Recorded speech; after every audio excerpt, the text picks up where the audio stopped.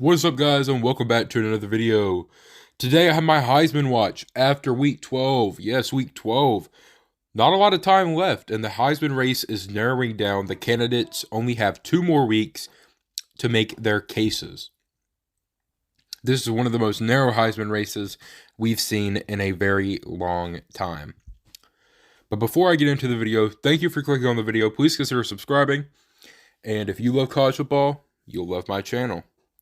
But I didn't upload my Heisman watch last week, but I did make my Heisman top 5. So let me run you through what my top 5 would have been after last week.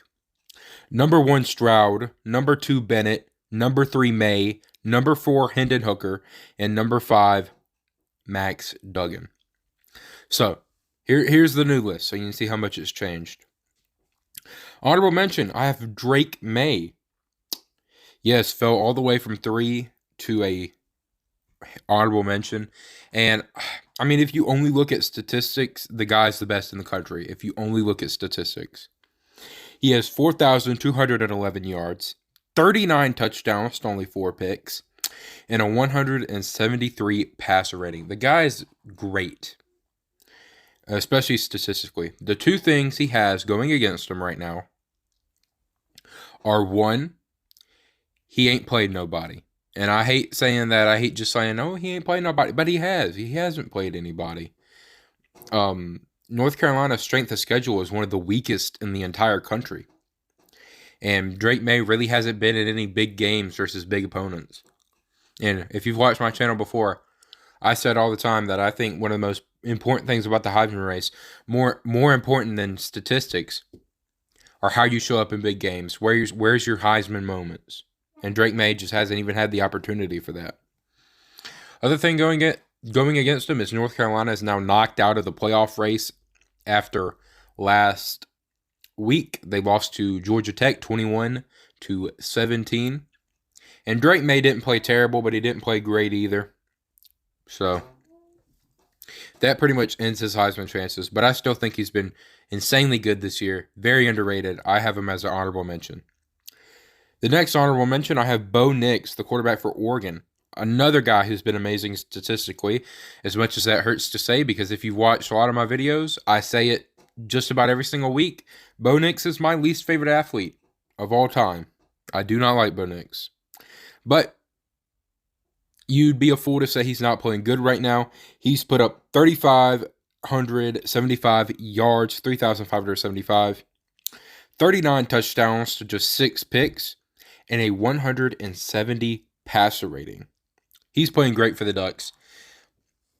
The thing that really hurts him is the Oregon Ducks are out of the playoff race now, as they lost to Washington a few weeks ago. But Bo Nix is still playing incredible. He's a little banged up, but he's still playing really, really good for Oregon. And my last honorable mention, another guy I don't like, but I really got to give him his respect, especially after this week. It's Hendon Hooker. He didn't play good. Let's start that off. He got injured with about 9 minutes to go, I think, in the game. He didn't play good. And obviously the big loss to South Carolina, Tennessee took.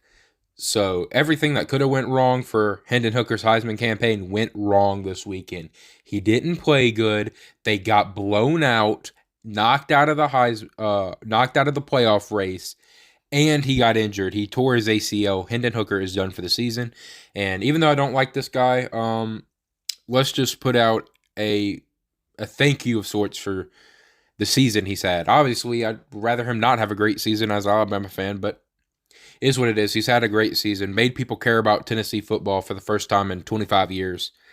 So, and he's still played incredible and leads this country in a lot of statistics.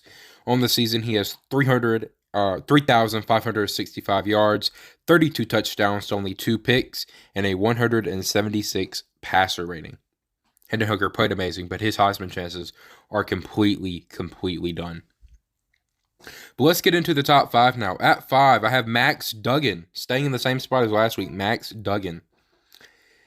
Oh boy, this past weekend he really did help his Heisman chances as TCU beat Baylor 29-28 in a just classic, amazing game. Literally last second field goal to beat Baylor. In the game, Max Duggan put up 377 yards, 2 touchdowns, but a pick, and a 151 passer rating, as Max Duggan played really good against the Bears.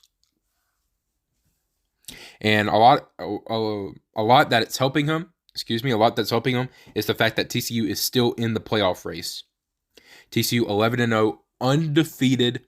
And if you watched my video yesterday, if you haven't, go watch it. It was my top 25. If you watched my video yesterday, in my opinion, he's playing on a top 3 team in the entire nation. That's really helping him. But his stats aren't bad either. On the season, he has 3,149 yards, 31 touchdowns to only 3 picks. He leads the Big 12 in passing touchdowns. He has 9.3 yards per attempt. That leads the Big 12 in yards per attempt, and a 170 passer rating. He leads the Big 12 in passer rating too. So Max Duggan playing incredible. This upcoming weekend they play Iowa State. Not really a big game, but after Iowa State, depending on the winner of Texas and Baylor, and depending on the winner of Kansas and Kansas State, they will face a team in the Big 12 championship, and that could be a big opportunity for Max Duggan's Heisman stock. At number 4, I have a guy who I've kept in the honorable mentions this entire season, and I finally got to give him his respect. It's Blake Corum, the running back for Michigan. He's been incredible this season. Every time I turn on a Michigan game, he pops off the screen, and he played incredible versus Illinois. He actually got hurt versus the very close win in Illinois. I don't think he came back for the second half, or if he did, he was extremely limited action. And they're still evaluating him, but I think, don't quote me on this, I think he'll be ready to go versus Ohio State, but obviously I'm not a doctor at Michigan, so I can't really tell you. But he did play very, very good versus Michigan in the little time he got, putting up 150 yards, 7.4 yards per attempt, and a touchdown versus the Fighting Illini, one of the best, if not the best, defense in the nation the Illini have, and he shredded them. Just an amazing performance for Blake Corum, and I wish he could have played the entire game. But yes, Blake Corum, very good. Leads the best backfield in the nation. Like I said, leads an undefeated team. That really helps a team with playoff aspirations. And he's just been playing great this season. One of the best running backs in the entire nation. On the season, he has 1,537 total yards, 6 yards per carry or per touch, and 19 touchdowns on the season. Yes, Blake Corum, incredible though. Best at his position. Although it's very hard for running backs to win, he is certainly making a case. And this upcoming weekend is really, to me, boom or bust for his Heisman stock. Of course, this upcoming weekend is rivalry weekend, and Blake Corum and the Michigan Wolverines will go have a chance to play Ohio State and the Buckeyes, undefeated versus undefeated. Both top 3 teams in the AP poll. Both teams undefeated for the first time since 2006. It's going to be quite the matchup. And I think if Blake Corum has an average or below average game, his Heisman stock absolutely done. Absolutely done. But if Blake Corum goes out there and Michigan can beat Ohio State and Blake Corum has an amazing game, an amazing performance, that could propel him to the winner. I really do think. This Heisman race is so close this year that Blake Corum, if he goes out there and lights it up this Saturday, I think that could propel him to the winner of the Heisman Trophy. I really do. At number 3, I have Stetson Bennett, the quarterback for Georgia. Recently versus Kentucky, a very, very close game, but a game Stetson Bennett played very, very bad in. He had 141 yards, no touchdowns, and an interception in a very pedestrian 109 passer rating. Very bad game, and I've been saying this about Stetson Bennett. He's very high on my poll compared to other polls, but I've been saying Stetson Bennett needs to play great the rest of the way, and he did not play good versus Kentucky, so he's moved down a spot.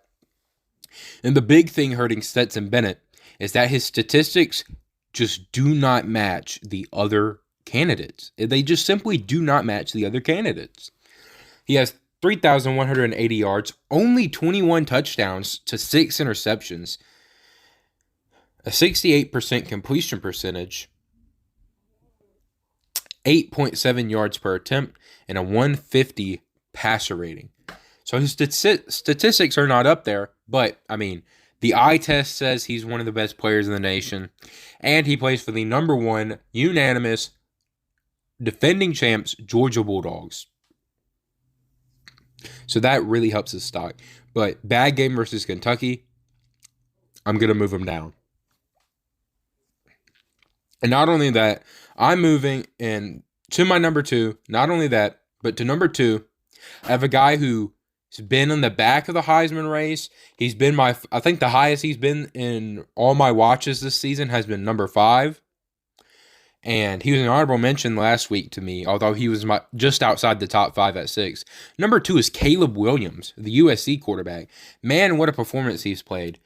He put on versus UCLA, and he's played amazing this season. Even though I put him in the back of the Heisman race, don't think that I've been disrespecting him. He's one of the best players in the nation. And the more I watch him, the more I think he's going to change an NFL franchise one day. This guy is going to be a number 1 pick someday, and he is going to be a top 10 NFL quarterback for years to come. But this past weekend versus UCLA, he drastically improved his Heisman chances. The best team USC has played all year in UCLA, a rivalry game. And what did Caleb Williams do? He lit it up.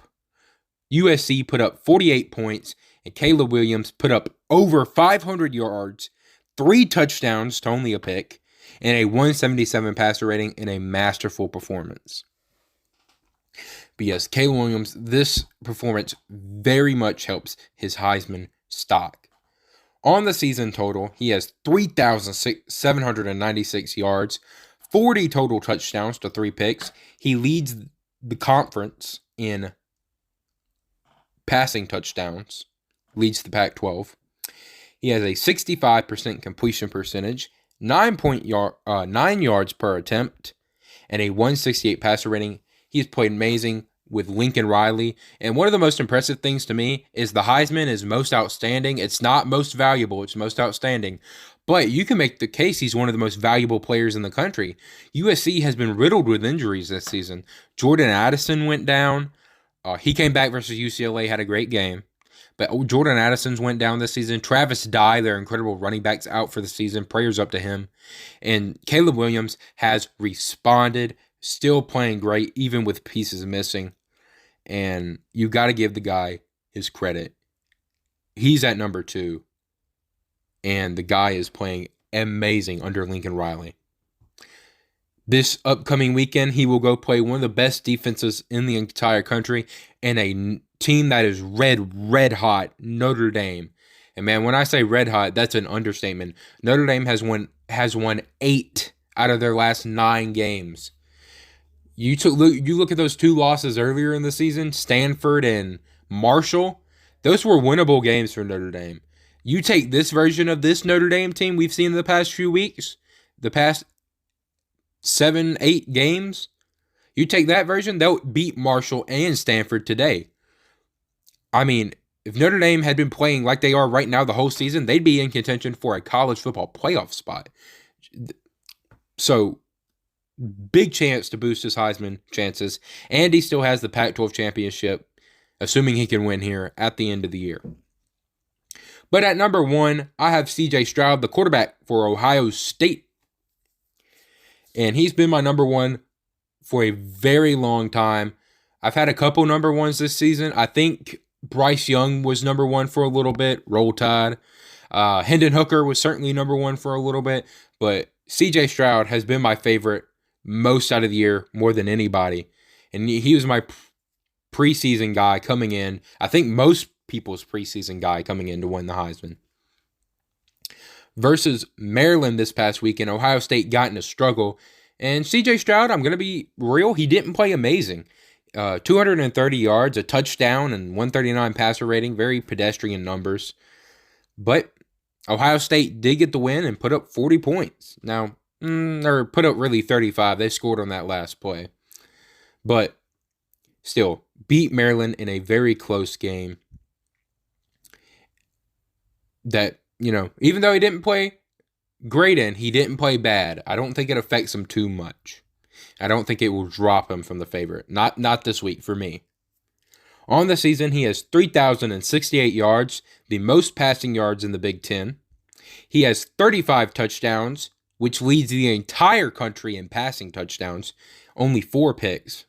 He has a 66% completion percentage. He has 9.7 yards per attempt. That leads the entire country. And a 183 passer rating. That passer rating leads the entire country. So CJ Stroud, been nothing short of incredible. Going to be a top draft pick. And the same goes for Blake Corum. The same goes for CJ Stroud. Big game versus Michigan this week. I think it may be a little bit more important for Blake Corum since he's a running back and Michigan isn't as respected as Ohio State in the rankings. Or in my rankings either. Even though I am very high on Michigan. I do respect them a lot. But see, this game might be more important for Blake Corum, but don't think it's not important for CJ Stroud. If CJ Stroud goes out there and puts up pedestrian numbers or below average numbers and loses to Michigan, that could I don't think CJ Stroud has a chance of winning the Heisman after that. I mean, like I said, a lot of the Heisman, especially to me, is how good you play in the biggest moments on the biggest stage. This game is insanely important for CJ Stroud and Blake Corum this upcoming weekend. But I think if CJ Stroud goes out there, puts on an amazing performance, I'm talking about 400 yards, 3-4 touchdowns, multiple touchdowns, and beats Michigan, I think CJ Stroud might just lock up the Heisman this weekend. He has the chance. But what do you think of the Heisman race so far? It's very competitive. Who do you have as your top 5? Is Caleb Williams your favorite? Is CJ Stroud? Who's some other guys who should get some love? You tell me in the comments below. I read every single comment, and I love talking college football. Thank you for watching, and peace out.